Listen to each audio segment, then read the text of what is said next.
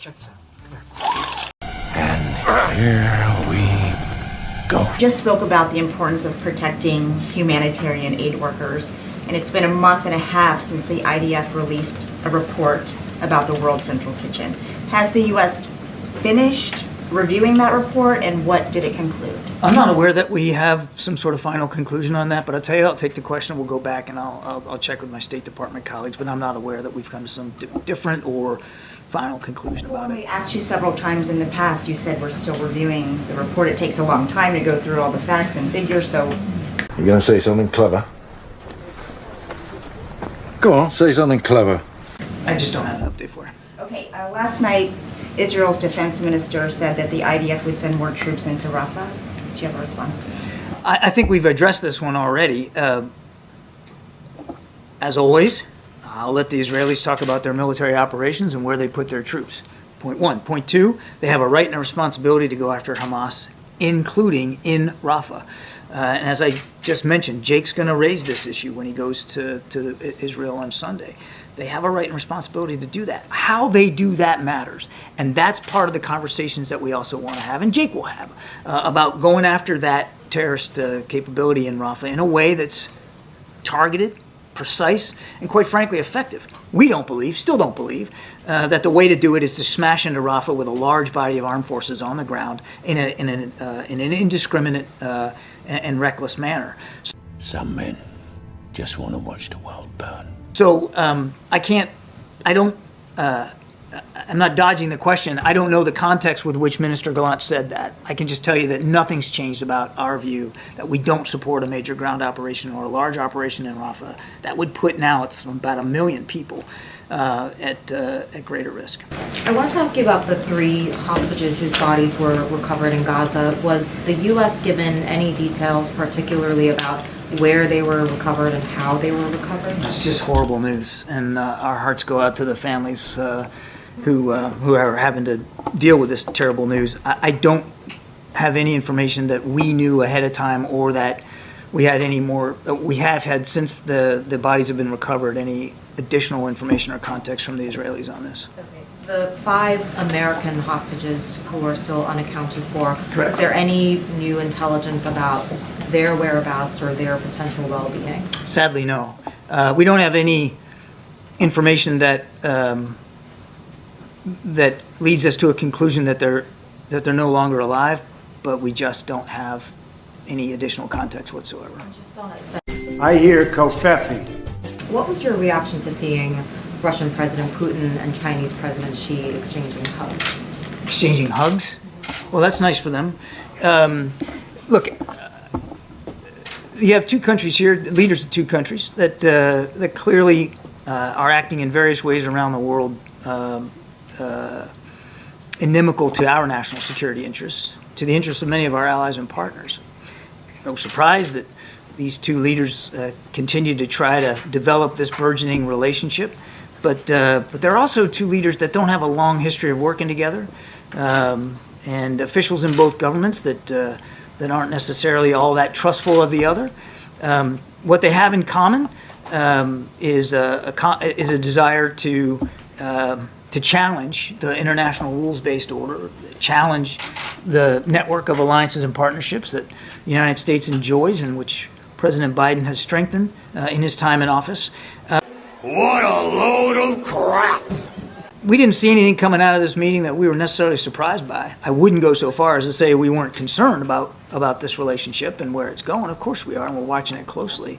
But I'd leave it at that. Did you think that was a purposeful show of public display to send any kind of message to the U.S. or otherwise? Oh man, I'm not good at talking about personal human bodily affection one way or the other, so I think I'll leave it to these 2 gents to talk about why they thought it was good to hug one another. I'll just tell you that we take seriously the challenges that both countries represent, and we take seriously this burgeoning relationship between the 2 of them. That said, in Ukraine specifically, we haven't seen President Xi rush to the effort to assist the Russian armed forces and provide lethal capabilities. We are deeply concerned and have said so. I think Karine mentioned it yesterday about some of these Chinese companies that are providing microelectronics and components for Russia's defensive weapon systems. That's a problem, and we've raised that with the Chinese as well. Oh, Sleepy Joe. You mentioned that the aid coming through the pier was going to be screened by Israeli authorities. How confident are you that that's not going to cause sort of delays in terms of the aid being held up? And also, if I may, how confident are you that there's not going to be delays at the other end, at the pier end as well? Well, look, I mean, it's day one, and as I just said, we've got indications here just before I came on out here that some of that aid was already moving into Gaza. That's pretty impressive for day one, just day one. The inspections are actually happening in Cyprus, and that's a really important component of this modular system that we've constructed here. So the inspections are happening before the ships even leave Cyprus and move on down to the eastern coast. I'm sorry, the eastern Med, off the coast of Gaza. So right now, it seems like a very good system in place. But again, it's day one, so we'll take a look and see how it goes.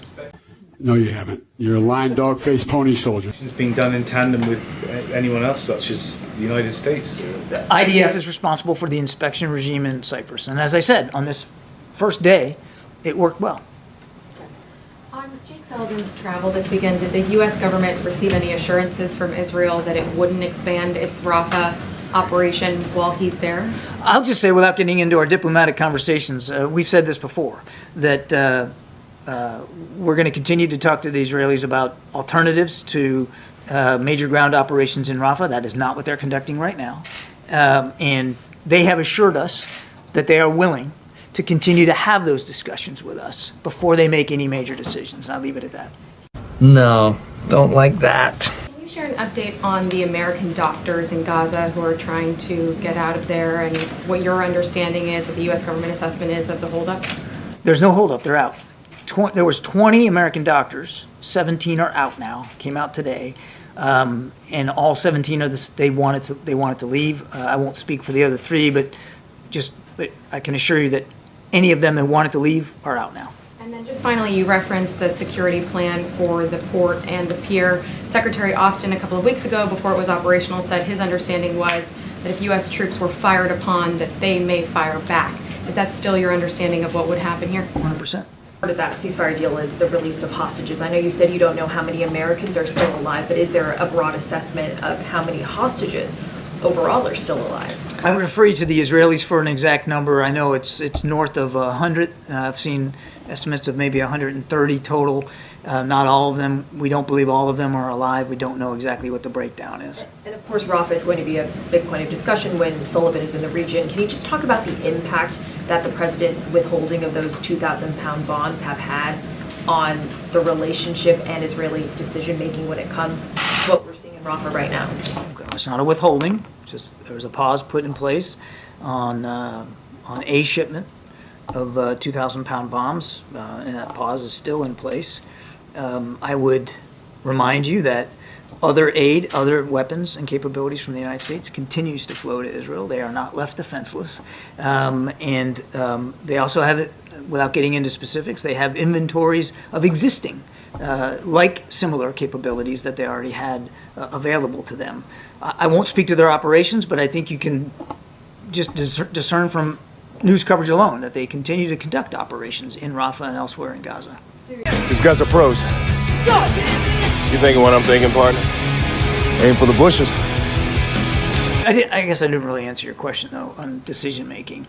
I think, well, I don't think, we know that they know what our concerns are with respect to Rafah and how they go into Rafah and what that looks like. And again, Jake's going to go over this weekend and he'll reiterate those same points. Thank you, Green. Hi, Admiral. Just quickly to follow up on the military pier, are U.S. troops guarding it on the ground? There is not on the ground. So, as I said in my opening statement, there are no U.S. service members in Gaza.